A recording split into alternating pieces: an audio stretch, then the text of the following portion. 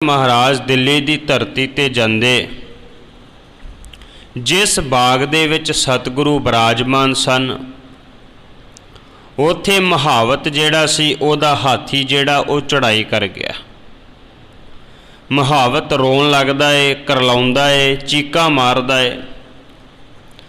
गुरु नानक साहब महाराज उस नूं पुछदे है भी की कारण है, तू इन्ना दुखी क्यों है।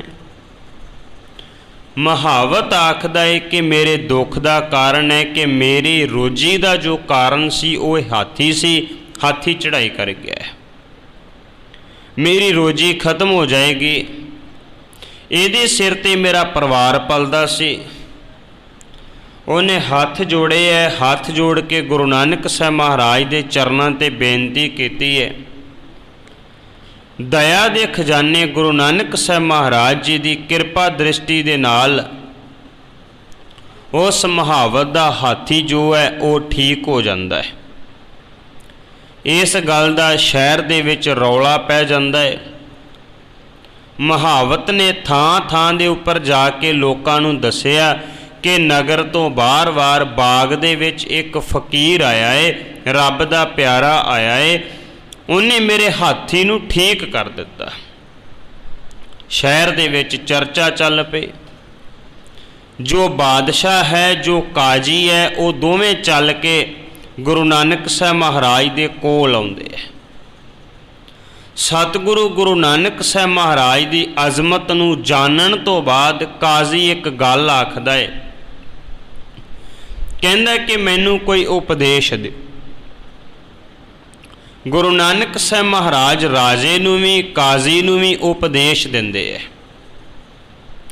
महाराज ने काजी नूं कहा कि काजी, किसे कोलों वड्डी लैके, किसे कोलों पैसे लैके झूठे फैसले नहीं करने, क्योंकि उस वक्त फैसले करन दी ताकत जो है वो काजी दे कोल है।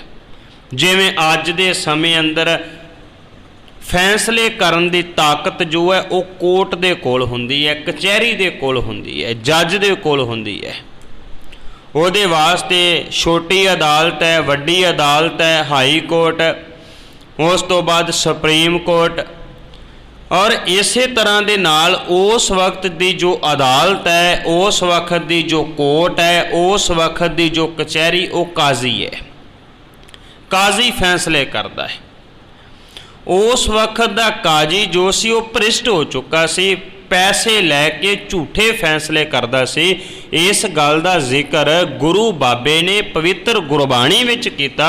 महाराज कहंदे ने कि काजी होए रिश्वती, वड्डी लैके हक गवाई, भाई गुरदास साहब ने हामी भरी। सतगुरु ने पावन गुरबाणी विच कहा, महाराज कहंदे कादी कूड़ बोल मल खाए। काजी तू झूठ बोल बोल के लोकां दी मैल खा रहा है। सतगुरु गुरु नानक साहब ने यह भी जिक्र किया, कादी होए कै बहे न्याय, न्याय करन वास्ते बैठदा है।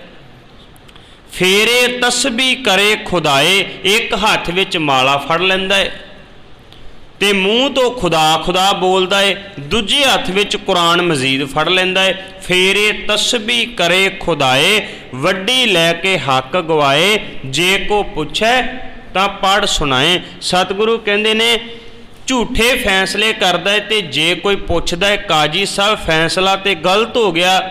गुरु नानक साहब महाराज कहंदे ने काजी कुरान पढ़ के, शरा पढ़ के सुनाउंदा है, ये फैसला शरा दे मुताबिक होया, करदा झूठ है।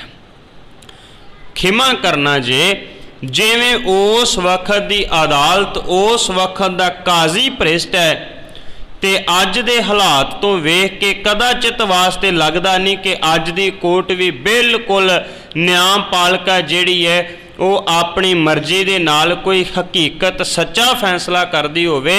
अज वालियां अदालतां भी राजनीतिक प्रभाव दे हेठ आण के उदां दे फैसले करदियां। तां ही पंजाबी दे महान कवि जिहड़े सरजीत पात्र जी नूं ये गल कहनी पई, इस अदालत च बंदे बिरख हो गए, फैसले सुणदियां सुणदियां सुक गए ने। आखो इन्हां नूं उजड़ी करी जाण, ये कदों तक इत्थे खड़े रहणगे, ਕੁਝ ਕਹਾਂ ਤਾਂ ਹਨੇਰਾ ਜ਼ਰੇਗਾ ਕਿਵੇਂ, ਚੁੱਪ ਰਹਾਂ ਤੇ ਸ਼ਮਾਦਾਨ ਕੀ ਕਹਿਣਗੇ। ਗੁਰੂ ਨਾਨਕ ਸਾਹਿਬ ਮਹਾਰਾਜ ਨੇ ਕਾਜ਼ੀ ਨੂੰ ਉਪਦੇਸ਼ ਦਿੱਤਾ ਕਿ ਤੂੰ ਸੱਚ ਦਾ ਨਿਆਂ ਕਰ, ਲੋਕਾਂ ਦੇ ਕੋਲੋਂ ਰਿਸ਼ਵਤ ਲੈ ਕੇ ਪੈਸੇ ਲੈ ਕੇ ਝੂਠੇ ਫੈਸਲੇ ਨਾ ਕਰ। ਮਹਾਰਾਜ ਨੇ ਰਾਜੇ ਨੂੰ ਵੀ ਉਪਦੇਸ਼ ਦਿੱਤਾ, ਸਿੱਖ ਸੰਗਤਾਂ ਨੂੰ ਉਪਦੇਸ਼ ਦਿੱਤਾ। ਦੇਣ ਤੋਂ ਬਾਅਦ ਗੁਰੂ ਨਾਨਕ ਸਾਹਿਬ ਮਹਾਰਾਜ ਅਗਲੇਰੇ ਪੰਧ ਵਾਸਤੇ ਤੁਰ ਪੈਂਦੇ, ਅਗਲੇ ਰਸਤੇ ਵਾਸਤੇ ਤੁਰਦੇ। ਅੱਜ ਦਾ ਜੋ ਪ੍ਰਸੰਗ ਹੈ ਕਵੀ ਸੰਤੋਖ ਸਿੰਘ ਜੀ ਦਰਸਾ ਰਹੇ ਨੇ। ਸਤਿਗੁਰੂ ਲਾਹੌਰ ਦੀ ਧਰਤੀ ਤੇ ਪਹੁੰਚ ਜਾਂਦੇ, ਉੱਥੇ ਕਿਹੜਾ ਕਿਹੜਾ ਕੌਤਕ ਵਾਪਰਦਾ ਹੈ ਅੱਜ ਦੇ ਇਸ ਪ੍ਰਸੰਗ ਦੇ ਰਾਹੀਂ ਜਾਣਨ ਦਾ ਯਤਨ ਕਰਾਂਗੇ। ਲੜੀਵਾਰ ਇਤਿਹਾਸ ਦੀ ਵਿਚਾਰ ਨਾਲ ਜੁੜਨ ਵਾਸਤੇ ਆਪ ਸੰਗਤ ਰਸਨਾ ਤੋਂ ਉਚਾਰਨ ਕਰਿਓ। ਸਾਰੇ ਆਖਿਓ ਜੀ ਸਤਨਾਮ ਵਾਹਿਗੁਰੂ ਸਾਹਿਬ ਜੀ।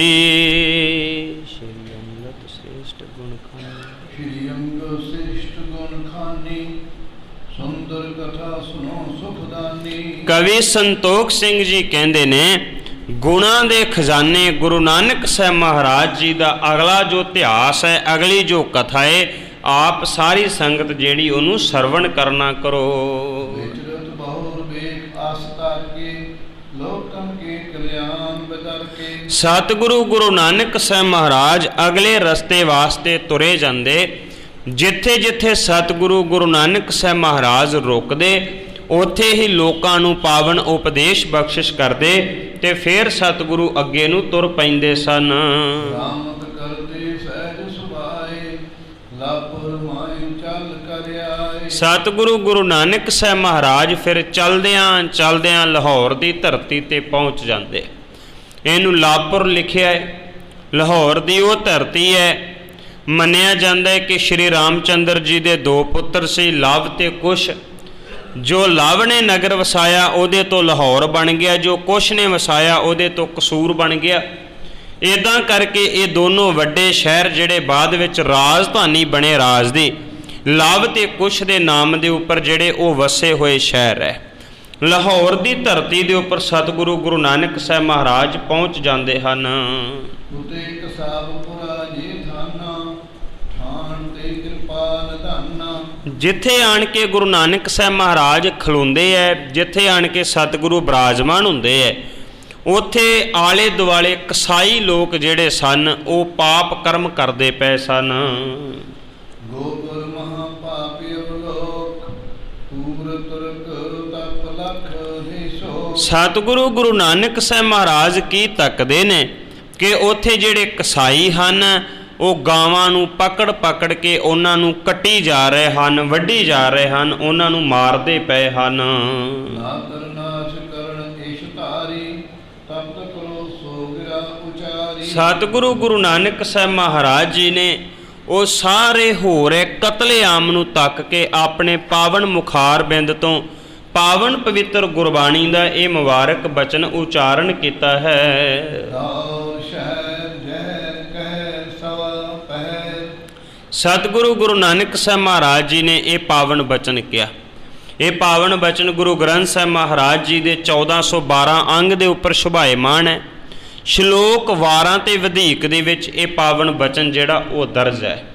ਵਾਰਾਂ ਤੇ ਵਧੇਕ ਦਾ ਭਾਵ ਇਹ ਹੈ ਕਿ ਜਦੋਂ ਗੁਰੂ ਅਰਜਨ ਸਾਹਿਬ ਮਹਾਰਾਜ ਨੇ ਗੁਰੂ ਗ੍ਰੰਥ ਸਾਹਿਬ ਮਹਾਰਾਜ ਦੀ ਸੰਪਾਦਨਾ ਕੀਤੀ ਨਾ, ਤੇ ਸੰਪਾਦਨਾ ਕਰਦੇ ਵਕਤ ਜਿਹੜੀਆਂ ਪੌੜੀਆਂ ਉਚਾਰਨ ਕੀਤੀਆਂ ਸੀ ਸਤਿਗੁਰੂ ਨੇ, ਵਾਰ ਦਾ ਭਾਵ ਹੀ ਇਹ ਹੁੰਦਾ ਪੌੜੀ, ਜਿਹੜੀਆਂ ਪੌੜੀਆਂ ਉਚਾਰਨ ਕੀਤੀਆਂ ਉਹਨਾਂ ਦੇ ਨਾਲ ਸਤਿਗੁਰੂ ਨੇ ਰਲਦੇ ਮਿਲਦੇ ਸ਼ਲੋਕ ਪੌੜੀਆਂ ਦੇ ਨਾਲ ਦਰਜ ਕਰਤੇ।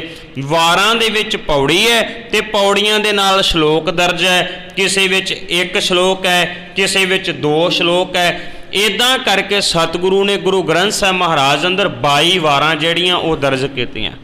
ਤੇ ਜਿਹੜੇ ਸ਼ਲੋਕ ਵਾਰਾਂ ਦੇ ਵਿੱਚ ਦਰਜ ਹੋਣ ਤੋਂ ਵੱਧ ਗਏ ਉਹਨਾਂ ਨੂੰ ਫਿਰ ਸਤਿਗੁਰੂ ਨੇ ਦਰਜ ਕਰਕੇ ਤੇ ਉਹਦੇ ਉੱਪਰ ਸਿਰਲੇਖ ਲਿਖ ਦਿੱਤਾ, ਸ਼ਲੋਕ ਵਾਰਾਂ ਤੇ ਵਧੇਕ, ਜਿਹਦਾ ਭਾਵ ਹੈ ਵਾਰਾਂ ਦੇ ਨਾਲੋਂ ਵਧੇ ਹੋਏ ਸ਼ਲੋਕ ਉਹ ਗੁਰੂ ਅਰਜਨ ਸਾਹਿਬ ਮਹਾਰਾਜ ਨੇ ਦਰਜ ਕੀਤੇ ਹੈ। ਇਹ ਵਾਰਾਂ ਤੇ ਵਧੇਕ ਦੀ ਪਾਵਨ ਪੰਕਤੀ ਹੈ।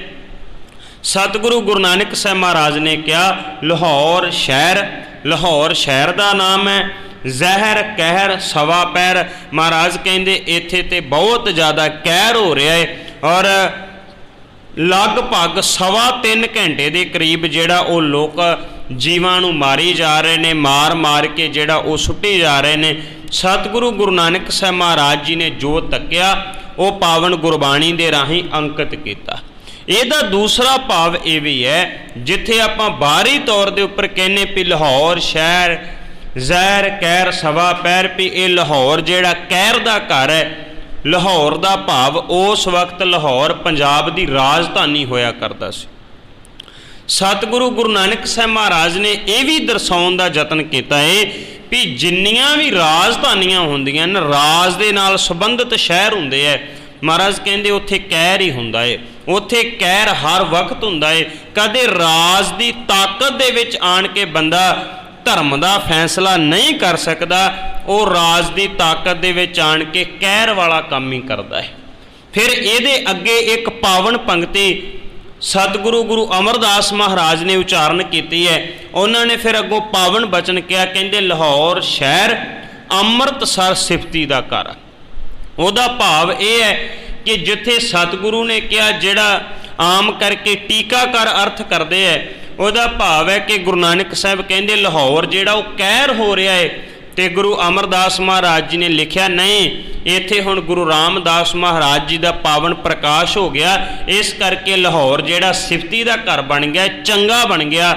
ਤੇ ਹਕੀਕਤ ਇਹ ਹੈ, ਇਹਦਾ ਭਾਵ ਇਹ ਵੀ ਹੈ, ਗੁਰੂ ਨਾਨਕ ਸਾਹਿਬ ਮਹਾਰਾਜ ਕਹਿੰਦੇ ਰਾਜ ਦੀ ਰਾਜਧਾਨੀ ਜਿਹੜੀ ਹੈ ਉੱਥੇ ਹਮੇਸ਼ਾ ਕਹਿਰ ਹੁੰਦਾ ਹੈ, ਤੇ ਗੁਰੂ ਅਮਰਦਾਸ ਮਹਾਰਾਜ ਕਹਿੰਦੇ ਨਹੀਂ, ਅਸੀਂ ਇੱਦਾਂ ਦੀ ਰਾਜਧਾਨੀ ਕਾਇਮ ਕਰ ਦਿਆਂਗੇ ਜਿੱਥੇ ਸਿਫਤ ਹੋਵੇਗੀ, ਜਿਹੜੀ ਸਿਫਤੀ ਦਾ ਘਰ ਬਣ ਜਾਏਗੀ, ਚੰਗੀ ਬਣ ਜਾਏਗੀ। ਔਰ ਸੱਚਮੁੱਚ ਸਤਿਗੁਰੂ ਨੇ ਉਹਦਾ ਜ਼ਿਕਰ ਫਿਰ ਬਾਰ-ਬਾਰ ਗੁਰਬਾਣੀ ਵਿੱਚ ਕੀਤਾ ਹੈ। ਉਹਨੂੰ ਇੱਦਾਂ ਵੀ ਕਿਹਾ, ਬੇਗਮਪੁਰਾ ਸ਼ਹਿਰ ਕੋ ਨਾਉ ਦੁਖ ਅੰਦੋ ਨਹੀਂ ਤੈ ਠਾਓ। ਉਹਨੂੰ ਸਤਿਗੁਰੂ ਨੇ ਪਾਵਨ ਬਾਣੀ ਵਿੱਚ ਇੱਦਾਂ ਵੀ ਕਿਹਾ, ਅਬ ਚਲ ਨਗਰ ਗੋਬਿੰਦ ਗੁਰੂ ਕਾ ਰਾਮ ਜਪਤ ਸੁਖ ਪਾਇਆ ਰਾਮ, ਕਿ ਇਹ ਅਕਾਲ ਪੁਰਖ ਵਾਹਿਗੁਰੂ ਜੀ ਦੀ ਕਿਰਪਾ ਦੇ ਨਾਲ ਇੱਦਾਂ ਦਾ ਰਾਜ ਸਿਰਜਿਆ ਜਾਏ ਜਿਹਦੇ ਵਿੱਚ ਸੁੱਖ ਹੋਏਗਾ, ਜਿਹਦੇ ਵਿੱਚ ਕਿਸੇ ਨੂੰ ਦੁੱਖ ਨਹੀਂ ਹੋਏਗਾ।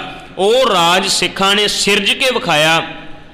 ਪਹਿਲਾਂ ਬਾਬਾ ਬੰਦਾ ਸਿੰਘ ਬਹਾਦਰ ਦੇ ਰੂਪ ਵਿੱਚ, ਬਾਅਦ ਵਿੱਚ ਮਹਾਰਾਜਾ ਰਣਜੀਤ ਸਿੰਘ ਦੇ ਰੂਪ ਵਿੱਚ। ਅੱਜ ਦੇ ਰਾਜ ਵੀ ਆਪਾਂ ਤੱਕਦੇ ਹਾਂ, ਕਿੱਥੇ ਹਕੂਮਤਾਂ ਜਦੋਂ ਸੱਤਾ ਦੇ ਨਸ਼ੇ ਦੇ ਵਿੱਚ ਆਣ ਕੇ ਫੈਸਲੇ ਕਰਦੀਆਂ, ਤੇ ਫਿਰ ਜਿਵੇਂ ਅੱਜ ਦੀ ਹਾਲਤ ਭਾਰਤ ਦੀ ਬਣੀ ਹੋਈ ਹੈ, ਥਾਂ ਥਾਂ ਦੇ ਉੱਪਰ ਅੱਗ ਲਾ ਕੇ ਸਾੜ ਦਿੱਤਾ ਜਾਂਦਾ ਹੈ, ਸਾੜਿਆ ਜਾ ਰਿਹਾ ਹੈ। ਜਿਵੇਂ ਕਾਬਲ ਦੇ ਵਿੱਚ ਅੱਜ ਦੇ ਦਿਨ ਦੌਰਾਨ ਗੁਰਦੁਆਰਾ ਸਾਹਿਬ ਨੂੰ ਤਬਾਹ ਕਰਨ ਦੀ ਜਿਹੜੀ ਕੋਸ਼ਿਸ਼ ਕੀਤੀ ਗਈ, ਇਹ ਸਾਰਾ ਕੁਝ ਸੱਤਾ ਦੇ ਨਸ਼ੇ ਵਿੱਚ ਹੁੰਦਾ ਹੈ।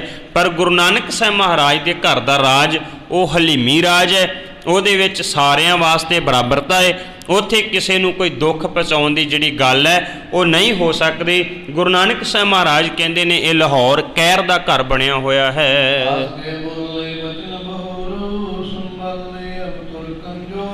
ਸਤਿਗੁਰੂ ਗੁਰੂ ਨਾਨਕ ਸਾਹਿਬ ਮਹਾਰਾਜ ਫਿਰ ਮੁਸਕਰਾ ਕੇ ਇੱਕ ਗੱਲ ਆਖਦੇ ਨੇ, ਕਹਿੰਦੇ ਮਰਦਾਨਿਆਂ ਦੇਖ ਅੱਜ ਇਹਨਾਂ ਲਾਹੌਰ ਦੇ ਵਿੱਚ ਕਹਿਰ ਹੁੰਦਾ ਪਿਆ, ਤੇ ਇਹ ਤੁਰਕ ਜਿਹੜੇ ਨੇ ਇਸ ਕਹਿਰ ਨੂੰ ਕਰਦੇ ਪਏ ਹਨ।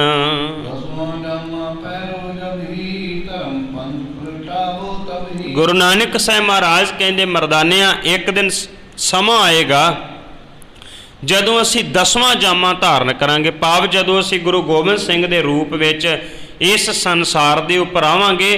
ਫਿਰ ਗੁਰੂ ਨਾਨਕ ਸਾਹਿਬ ਮਹਾਰਾਜ ਭਾਈ ਮਰਦਾਨਾ ਜੀ ਨੂੰ ਕਹਿ ਰਹੇ ਸਨ, ਕਹਿੰਦੇ ਫਿਰ ਅਸੀਂ ਆਣ ਕੇ ਇਸ ਸੰਸਾਰ ਦੇ ਵਿੱਚ ਇਹਨਾਂ ਤੁਰਕਾਂ ਦਾ ਭਾਵ ਜ਼ਾਲਮਾਂ ਦਾ ਜਿਹੜਾ ਉਹ ਨਾਸ਼ ਕਰ ਦੇਵਾਂਗੇ। ਜਿਹੜੇ ਜ਼ਾਲਮ ਜਿਹੜੇ ਲੋਕ ਅੱਜ ਇੱਥੇ ਜ਼ੁਲਮ ਕਰਦੇ ਪਏ ਨੇ, ਇਸ ਜ਼ੁਲਮ ਦਾ ਅਸੀਂ ਸਤਿਆਨਾਸ਼ ਪਾਵੇ ਦਾ ਅੰਤ ਕਰ ਦੇਵਾਂਗੇ। ਜੋ ਕੁਝ ਗੁਰੂ ਨਾਨਕ ਸਾਹਿਬ ਮਹਾਰਾਜ ਨੇ ਉੱਥੇ ਕਿਹਾ ਸੀ, ਸੱਚਮੁੱਚ ਉਹ ਗੁਰੂ ਗੋਬਿੰਦ ਸਿੰਘ ਮਹਾਰਾਜ ਦੇ ਰੂਪ ਵਿੱਚ ਸਤਿਗੁਰੂ ਜੀ ਨੇ ਕਰਕੇ ਵਿਖਾਇਆ। ਤੇ ਗੁਰੂ ਨਾਨਕ ਸਾਹਿਬ ਕਹਿੰਦੇ ਅਸੀਂ 10ਵੇਂ ਜਾਮੇ ਵਿੱਚ ਇਸ ਜ਼ੁਲਮ ਦਾ ਨਾਸ਼ ਕਰਾਂਗੇ।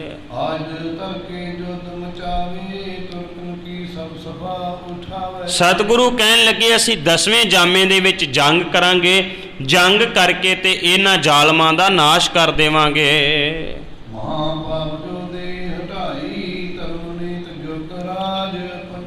ਗੁਰੂ ਨਾਨਕ ਸਾਹਿਬ ਮਹਾਰਾਜ ਕਹਿਣ ਲੱਗੇ ਕਿ ਜਿਹੜੇ ਜ਼ਾਲਮ ਹਨ ਉਹਨਾਂ ਦਾ ਨਾਸ਼ ਕਰਾਂਗੇ, ਤੇ ਧਰਮ ਨੂੰ ਜਿਹੜਾ ਉਹ ਸਥਾਪਿਤ ਕਰਾਂਗੇ। ਜਦੋਂ ਗੁਰੂ ਗੋਬਿੰਦ ਸਿੰਘ ਮਹਾਰਾਜ ਨੇ ਆਪਣੀ ਆਟੋਬਾਇਓਗ੍ਰਾਫੀ ਲਿਖੀ ਨਾ, ਆਪਣਾ ਜੀਵਨ ਲਿਖਿਆ ਸਤਿਗੁਰੂ ਨੇ, ਤੇ ਇਹੀ ਗੱਲ ਕਹੀ। ਸਤਿਗੁਰੂ ਕਹਿੰਦੇ ਮੈਂ ਕਿਉਂ ਆਇਆ ਹਾਂ ਧਰਤੀ ਤੇ ਮਹਾਰਾਜ ਨੇ 3 ਕਾਰਨ ਦੱਸੇ। ਕਹਿਣ ਲੱਗੇ ਜ਼ਹੀ ਕਾਜ ਧਰਾ ਹਮ ਜਨਮੰ, ਐਸ ਕਰਕੇ ਮੈਂ ਧਰਤੀ ਤੇ ਆਇਆ ਹਾਂ।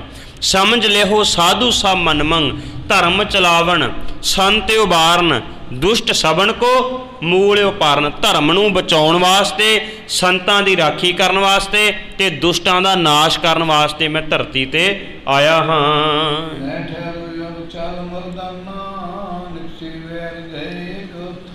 ਸਤਿਗੁਰੂ ਗੁਰੂ ਨਾਨਕ ਸਾਹਿਬ ਮਹਾਰਾਜ ਕਹਿਣ ਲੱਗੇ ਮਰਦਾਨਿਆਂ, ਅਸੀਂ ਹੁਣ ਇੱਥੇ ਹੋਰ ਬਹੁਤਾ ਸਮਾਂ ਠਹਿਰ ਨਹੀਂ ਸਕਦੇ, ਆਪਾਂ ਹੁਣ ਅੱਗੇ ਨੂੰ ਚੱਲਣਾ ਹੈ।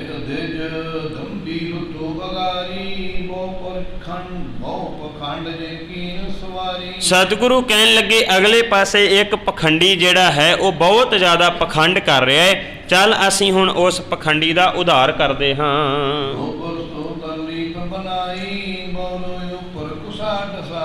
ਉਸ ਨੇ ਕੀ ਕੀਤਾ ਹੋਇਆ ਕਿ ਉਹਨੇ ਧਰਤੀ ਦੇ ਉੱਪਰ ਪਹਿਲਾਂ ਗੋਹਾ ਫੇਰਿਆ, ਪੋਚਾ ਫੇਰਿਆ। ਅੱਜ ਦੇ ਸਮੇਂ ਦੌਰਾਨ ਜਦੋਂ ਸਾਰਾ ਕੁਝ ਹੀ ਪੱਥਰ ਦੇ ਥੱਲੇ ਨੱਪਿਆ ਗਿਆ ਤੇ ਮਾਰਬਲ ਲਾ ਕੇ ਸਾਰਾ ਕੁਝ ਅਸੀਂ ਢੱਕ ਲਿਆ ਹੈ। ਪੁਰਾਤਨ ਸਮੇਂ ਦੇ ਦੌਰਾਨ ਘਰ ਨੂੰ ਸ਼ਿੰਗਾਰਨਾ ਹੋਵੇ ਜਾਂ ਕਿਸੇ ਵੀ ਪ੍ਰਕਾਰ ਦਾ ਕਿਸੇ ਤਰੀਕੇ ਦੇ ਨਾਲ ਸੋਹਣਾ ਬਣਾਉਣਾ ਹੋਵੇ ਤੇ ਉਹਦੇ ਵਾਸਤੇ ਗੋਬਰ ਗੋਹਾ ਫੇਰਿਆ ਜਾਂਦਾ ਸੀ। ਉਸ ਪੁਜਾਰੀ ਨੇ, ਉਸ ਪੰਡਤ ਨੇ ਧਰਤੀ ਦੇ ਉੱਪਰ ਗੋਹਾ ਫੇਰ ਕੇ ਉਹਦੇ ਉੱਪਰ ਸੋਹਣਾ ਸੋਹਣਾ ਘਾਹ ਜਿਹੜਾ ਉਹਦੀ ਵਿਛਾਈ ਕੀਤੀ ਹੋਈ ਸੀ।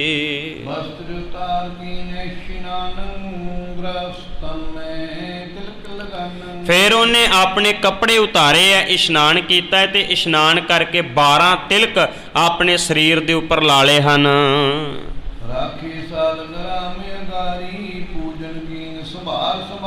ਫਿਰ ਉਹਨੇ ਇੱਕ ਆਪਣੇ ਅੱਗੇ ਪੱਥਰ ਰੱਖਿਆ ਜਿਹਨੂੰ ਸਾਲਗ੍ਰਾਮ ਕਹਿੰਦੇ, ਜਿਹੜਾ ਬੜਾ ਗੋਲ ਪੱਥਰ ਹੁੰਦਾ ਹੈ ਉਹਨੂੰ ਸਾਲਗ੍ਰਾਮ ਕਹਿੰਦੇ ਨੇ। ਉਹਨੇ ਆਪਣੇ ਅੱਗੇ ਰੱਖਿਆ ਤੇ ਉਹਦੀ ਪੂਜਾ ਕਰਨੀ ਸ਼ੁਰੂ ਕੀਤੀ ਹੈ।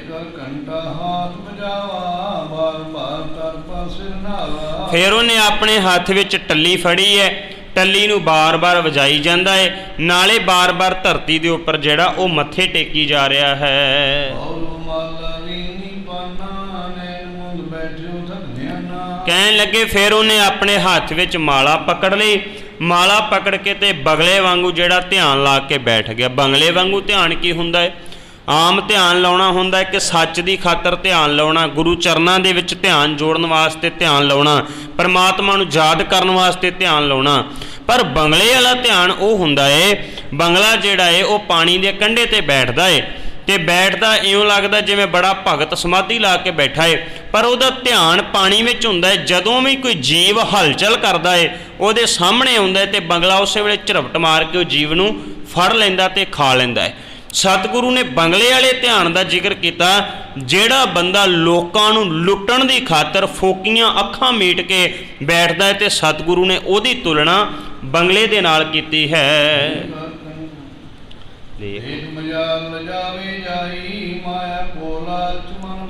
ਸਤਿਗੁਰੂ ਕਹਿਣ ਲੱਗੇ ਵੀ ਇਦਾਂ ਉਹ ਨਕਲੀ ਤੌਰ ਦੇ ਉੱਪਰ ਬਾਹਰ ਧਿਆਨ ਲਾ ਕੇ ਬੈਠਾ ਵੀ ਬਿੱਲਾ ਲੰਘੇ ਨਾ ਲਾਗੋਂ ਦੀ, ਜਿਹੜਾ ਆਪ ਖੁਦ ਇਦਾਂ ਕਰਦਾ ਹੈ ਉਹ ਵੀ ਸ਼ਰਮਿੰਦਾ ਹੋ ਜੇ ਵੀ ਇਹ ਵੇਖੋ ਧਨ ਦੀ ਖਾਤਰ, ਮਾਇਆ ਦੀ ਖਾਤਰ, ਲੋਕਾਂ ਦੇ ਕੋਲੋਂ ਪੂਜਾ ਕਰਵਾਉਣ ਦੀ ਖਾਤਰ ਇਹ ਕਿਵੇਂ ਪਖੰਡ ਕਰਦਾ ਪਿਆ ਹੈ। ਬਹੁਤ ਸਾਰੇ ਲੋਕ ਹੁਣ ਉਹਦੇ ਕੋਲ ਆਉਣ ਲੱਗ ਗਏ ਤੇ ਆਉਂਦੇ ਨੇ, ਉਹਦੇ ਅੱਗੇ ਬੜੀਆਂ ਭੇਟਾਵਾਂ ਰੱਖਦੇ ਐ, ਨਾਲੇ ਉਸ ਪੁਜਾਰੀ ਨੂੰ ਮੱਥੇ ਟੇਕਦੇ ਹਨ।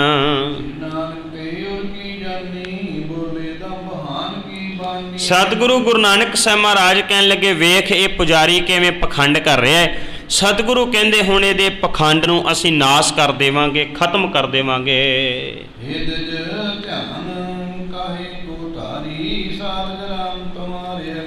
ਸਤਿਗੁਰੂ ਗੁਰੂ ਨਾਨਕ ਸਾਹਿਬ ਮਹਾਰਾਜ ਕਹਿਣ ਲੱਗੇ, ਕਹਿੰਦੇ ਪੰਡਤ ਜੀ, ਪੁਜਾਰੀ ਜੀ, ਪੂਜਾ ਕਿਹਦੀ ਕਰਦੇ ਹੋ? ਕਹਿੰਦਾ ਜੀ ਸਾਲਗ੍ਰਾਮ ਦੀ। ਸਤਿਗੁਰੂ ਕਹਿੰਦੇ ਸਾਲਗ੍ਰਾਮ ਤੇ ਤੇਰੇ ਸਾਹਮਣੇ ਪਿਆ, ਪੱਥਰ ਤੇ ਤੇਰੇ ਸਾਹਮਣੇ ਪਿਆ ਹੈ, ਫਿਰ ਅੱਖਾਂ ਕਿਉਂ ਮੀਟੀਆਂ ਹੋਈਆਂ? ਜੇ ਤੂੰ ਪੂਜਾ ਪੱਥਰ ਦੀ ਕਰਦਾ ਹੈ ਤੇ ਜਿਹੜੀ ਚੀਜ਼ ਸਾਹਮਣੇ ਹੋਵੇ ਫਿਰ ਤੇ ਅੱਖਾਂ ਮੀਟਣ ਦੀ ਕੋਈ ਲੋੜ ਨਹੀਂ। ਇਹ ਦੋ ਕੰਮ ਜਿਹੜੇ ਤੂੰ ਕਿਉਂ ਕਰਦਾ ਪਿਆ ਹੈ?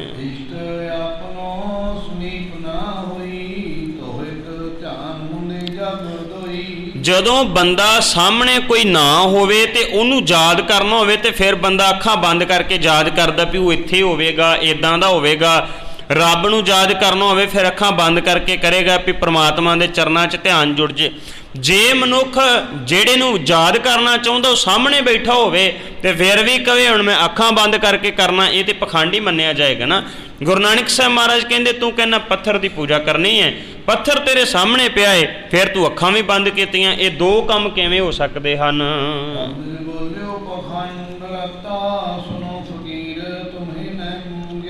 ਸਤਿਗੁਰੂ ਗੁਰੂ ਨਾਨਕ ਸਾਹਿਬ ਮਹਾਰਾਜ ਜਦੋਂ ਐਵੇਂ ਕਹਿੰਦੇ ਹੈ ਤੇ ਫਿਰ ਉਹ ਅੱਗੋਂ ਪੰਡਤ ਆਪਣੀਆਂ ਸਫਾਈਆਂ ਦਿੰਦਾ ਹੋਇਆ ਕਹਿੰਦਾ ਵੀ ਤੈਨੂੰ ਸਮਝ ਕੋਈ ਨਹੀਂ, ਅਸਲ ਦੇ ਵਿੱਚ ਜਿਹੜਾ ਨਾ ਇਹ ਮੂਰਤੀ ਦੀ ਪੂਜਾ ਕੀਤੀ ਹੈ ਤੇ ਹੁਣ ਮੈਂ ਦੇਵਤਿਆਂ ਦਾ ਧਿਆਨ ਜਿਹੜਾ ਉਹ ਧਰਿਆ ਹੋਇਆ ਹੈ। ਕਹਿਣ ਲੱਗਿਆ ਕਿ ਮੈਂ ਸਾਰੀ ਪੂਜਾ ਵੀ ਕਰ ਲਈ ਹੈ, ਬਾਰ-ਬਾਰ ਧਰਤੀ ਦੇ ਉੱਪਰ ਜਿਹੜਾ ਨੱਕ ਵੀ ਰਗੜ ਲਿਆ, ਮੱਥੇ ਵੀ ਟੇਕ ਲਏ ਹਨ।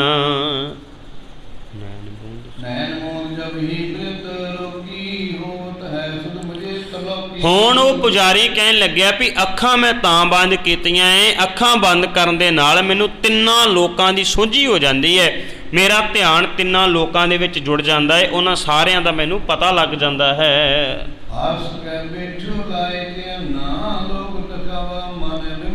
ਇੰਨੀ ਗੱਲ ਕਹਿ ਕੇ ਉਹਨੇ ਆਪਣੀਆਂ ਅੱਖਾਂ ਫੇਰ ਬੰਦ ਕਰ ਲਈਆਂ ਤੇ ਲੋਕਾਂ ਨੂੰ ਵਿਖਾਵੇ ਦੀ ਖਾਤਰ ਅੱਖਾਂ ਬੰਦ ਕਰਕੇ ਪਖੰਡ ਕਰਕੇ ਵਿਖਾਉਣ ਲੱਗਾ ਹੈ।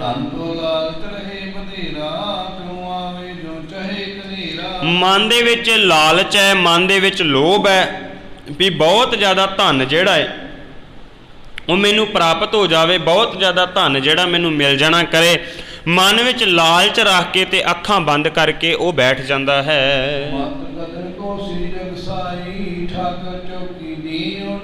ਸਤਿਗੁਰੂ ਗੁਰੂ ਨਾਨਕ ਸਾਹਿਬ ਮਹਾਰਾਜ ਨੇ ਉਹਦਾ ਪਖੰਡ ਦੂਰ ਕਰਨ ਵਾਸਤੇ ਉਹਨੇ ਜਿਹੜੀ ਸਾਹਮਣੇ ਚੌਂਕੀ ਰੱਖੀ ਸੀ, ਚੌਂਕੀ ਤੇ ਪੱਥਰ ਰੱਖਿਆ ਸੀ ਤੇ ਹੋਰ ਜੋ ਵੀ ਸਾਜੋ ਸਮਾਨ ਰੱਖਿਆ ਸੀ, ਗੁਰੂ ਨਾਨਕ ਸਾਹਿਬ ਮਹਾਰਾਜ ਨੇ ਉਹ ਸਾਰਾ ਚੁੱਕ ਕੇ ਤੇ ਲਾਂਭੇ ਕਰ ਦਿੱਤਾ ਹੈ।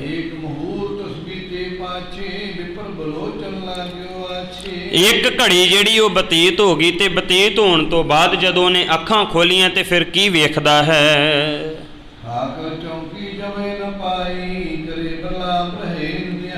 ਉਹਨੇ ਅੱਖਾਂ ਖੋਲ ਕੇ ਵੇਖਿਆ, ਨਾ ਉਹਦੇ ਸਾਹਮਣੇ ਚੌਂਕੀ ਹੈ, ਨਾ ਉਹਦੇ ਸਾਹਮਣੇ ਠਾਕੁਰ ਹੈ, ਨਾ ਉਹਦੇ ਸਾਹਮਣੇ ਜਿਹੜੀਆਂ ਉਹਨੇ ਚੀਜ਼ਾਂ ਰੱਖੀਆਂ ਸੀ ਉਹ ਕੁਝ ਵੀ ਦਿਖਾਈ ਨਹੀਂ ਦਿੰਦਾ। ਮਾਇਆ ਜਿਹੜੀ ਸਾਹਮਣੇ ਪਈ ਸੀ ਉਹ ਵੀ ਦਿਖਾਈ ਨਹੀਂ ਦਿੰਦੀ।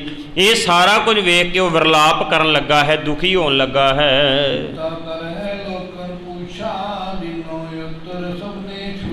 ਸਾਰਿਆਂ ਨੂੰ ਫਿਰ ਉਹਨੇ ਪੁੱਛਿਆ ਵੀ ਇਹ ਕਿੱਥੇ ਚਲੀਆਂ ਗਈਆਂ, ਮੇਰਾ ਸਮਾਨ ਕਿੱਥੇ ਗਿਆ, ਮੇਰਾ ਠਾਕੁਰ ਕਿੱਥੇ ਗਿਆ, ਪਰ ਕਿਸੇ ਨੇ ਵੀ ਉਹਨੂੰ ਜਵਾਬ ਨਾ ਦਿੱਤਾ, ਕਿਉਂਕਿ ਕਿਸੇ ਨੂੰ ਵੀ ਨਹੀਂ ਪਤਾ ਕਿ ਉਹ ਸਾਹਮਣੇ ਪਿਆ ਉਹਦਾ ਸਮਾਨ ਕਿੱਥੇ ਚਲਿਆ ਗਿਆ ਹੈ।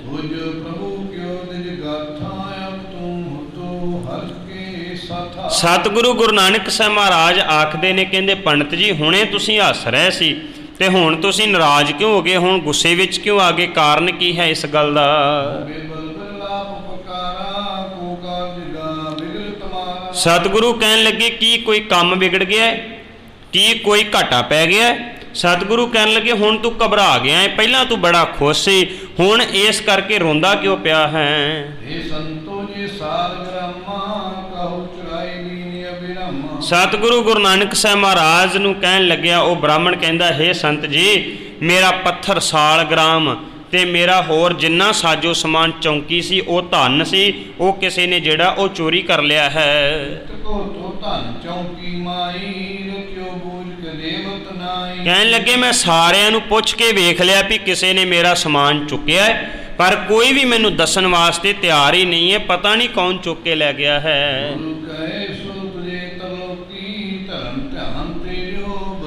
ਗੁਰੂ ਨਾਨਕ ਸਾਹਿਬ ਮਹਾਰਾਜ ਮੁਸਕਰਾਏ ਤੇ ਮੁਸਕਰਾ ਕੇ ਕਹਿਣ ਲੱਗੇ, ਪੰਡਤ ਜੀ ਤੁਹਾਨੂੰ ਤਾਂ ਤਿੰਨ ਲੋਕ ਨਹੀਂ ਸੀ ਦਿਖਾਈ ਦਿੰਦੇ? ਕਹਿੰਦਾ ਹਾਂਜੀ।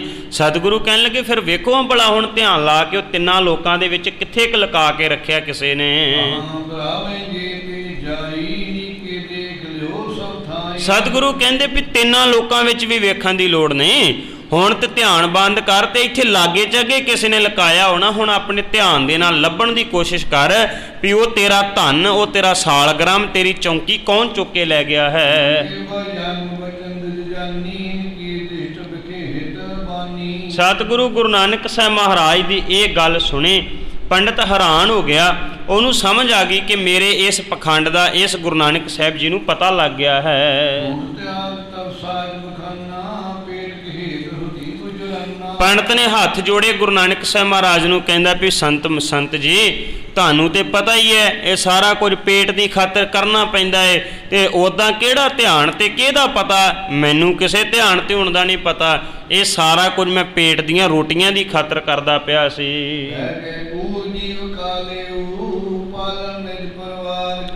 ਪੁਜਾਰੀ ਕਹਿਣ ਲੱਗਿਆ ਸੰਤ ਜੀ ਗੁਰੂ ਨਾਨਕ ਸਾਹਿਬ ਨੇ ਅੱਗੇ ਹੱਥ ਜੋੜ ਕੇ ਕਹਿੰਦਾ ਏ ਇਹ ਤੇ ਮੈਂ ਰੋਜੀ ਕਮਾਉਂਦਾ ਸੀ ਤੇ ਆਪਣੇ ਪਰਿਵਾਰ ਦੀ ਪਾਲਣਾ ਕਰਦਾ ਸੀ।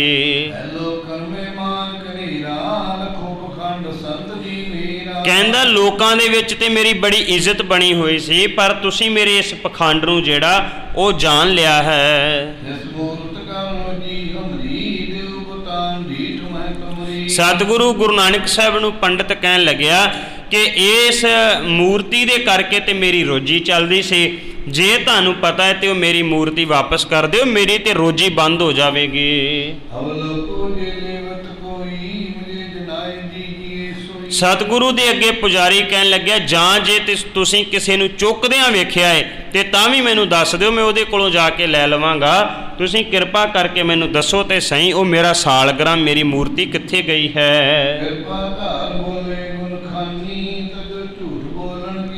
ਸਤਿਗੁਰੂ ਗੁਰੂ ਨਾਨਕ ਸਾਹਿਬ ਕਹਿਣ ਲੱਗੇ ਤੈਨੂੰ ਦੱਸ ਦਿਆਂਗੇ ਤੇਰਾ ਸਾਲਗ੍ਰਾਮ ਕਿੱਥੇ ਹੈ, ਤੇਰੀ ਮੂਰਤੀ ਕਿੱਥੇ, ਪਰ ਸਾਡੇ ਨਾਲ ਵਾਅਦਾ ਕਰ ਅੱਜ ਤੋਂ ਬਾਅਦ ਕਦੇ ਤੂੰ ਝੂਠ ਨਹੀਂ ਬੋਲੇਗਾ, ਝੂਠ ਬੋਲ ਕੇ ਲੋਕਾਂ ਦੇ ਕੋਲੋਂ ਪੈਸੇ ਜਿਹੜੇ ਉਹ ਇਕੱਠੇ ਨਹੀਂ ਕਰੇਗਾ।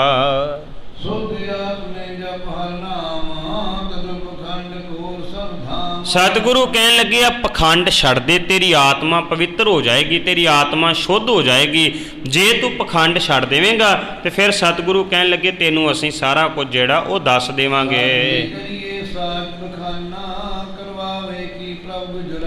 ਸਤਿਗੁਰੂ ਗੁਰੂ ਨਾਨਕ ਸਾਹਿਬ ਕਹਿਣ ਲੱਗੇ ਪੁਜਾਰੀ ਜੀ ਝੂਠ ਬੋਲਿਆ ਇਕੱਲੀ ਰੋਜੀ ਨਹੀਂ ਕਮਾਈ ਜਾਂਦੀ, ਰੋਜੀ ਸੱਚ ਬੋਲ ਕੇ ਵੀ ਕਮਾਈ ਜਾਂਦੀ ਹੈ। ਪਰਮਾਤਮਾ ਜਿਹੜਾ ਉਹ ਸਾਰਿਆਂ ਨੂੰ ਭੋਜਨ ਦੇਣ ਵਾਲਾ ਹੈ।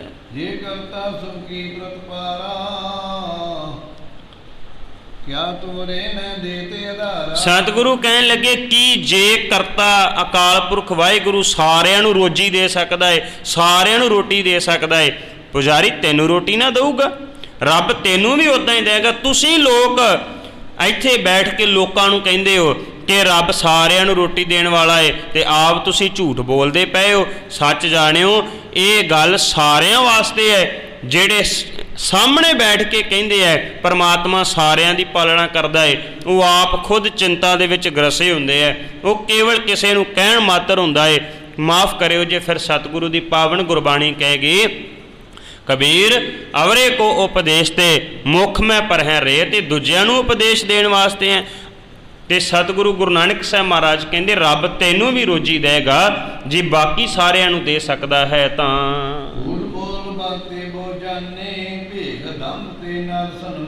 ਉਸ ਵਕਤ ਪੁਜਾਰੀ ਕਹਿਣ ਲੱਗਿਆ ਕਹਿੰਦਾ ਕੀ ਕਰੀਏ ਜੀ, ਝੂਠ ਬੋਲਣਾ ਹੀ ਪੈਂਦਾ ਹੈ ਰੋਟੀ ਦੀ ਖਾਤਰ, ਉੱਦਾਂ ਕਦੇ ਗੁਜ਼ਾਰਾ ਹੀ ਨਹੀਂ ਚੱਲਦਾ। ਆ ਸਾਡੇ ਵੀ ਸਾਰੇ ਘਰਾਂ ਦੀ ਇਹ ਗੱਲ ਹੀ ਹੈ ਨਾ, ਕਿਸੇ ਨੂੰ ਕਹਿ ਦੇਣਾ ਕਰੀਏ ਧਰਮ ਦੀ ਕਿਰਤ ਕਰ, ਸੱਚ ਬੋਲਣਾ ਕਰ, ਇਮਾਨਦਾਰੀ ਨਾਲ ਕੰਮ ਕਰ, ਉਹ ਇਹੀ ਬੰਦਾ ਕਹਿੰਦਾ ਜੀ ਕੀ ਕਰੀਏ ਜੀ ਇਹ ਝੂਠ ਬੋਲਣਾ ਹੀ ਪੈਂਦਾ ਹੈ, ਸੰਸਾਰ ਚੱਲਦਾ ਹੀ ਝੂਠ ਦੇ ਨਾਲ ਹੈ। ਇੱਦਾਂ ਦੀ ਗੱਲ ਹੀ ਉਹ ਪੁਜਾਰੀ ਜਿਹੜਾ ਉਹ ਗੁਰੂ ਨਾਨਕ ਸਾਹਿਬ ਨੂੰ ਆਖਦਾ ਹੈ। ਸਤਿਗੁਰੂ ਗੁਰੂ ਨਾਨਕ ਸਾਹਿਬ ਨੂੰ ਕਹਿੰਦਾ ਕਿ ਲੋਕ ਪੂਜਾ ਹੀ ਪਖੰਡ ਦੀ ਕਰਦੇ ਆ, ਸੱਚੇ ਬੰਦੇ ਨੂੰ ਕੌਣ ਪੁੱਛਦਾ ਹੈ। ਜਿੰਨਾ ਵੱਧ ਕੋਈ ਝੂਠ ਬੋਲਦਾ ਹੈ, ਜਿੰਨਾ ਵੱਧ ਕੋਈ ਪਖੰਡ ਕਰਦਾ ਹੈ, ਲੋਕ ਜ਼ਿਆਦਾ ਉਹਦੇ ਨਾਲ ਜੁੜਦੇ, ਸੱਚ ਦੇ ਨਾਲ ਘੱਟ ਜੁੜਦੇ। ਮੈਂ ਨਹੀਂ ਕਹਿ ਰਿਹਾ, ਮਾਫ ਕਰਿਓ, ਉਹ ਪੁਜਾਰੀ ਗੁਰੂ ਨਾਨਕ ਸਾਹਿਬ ਮਹਾਰਾਜ ਜੀ ਨੂੰ ਆਖਦਾ ਪਿਆ ਹੈ।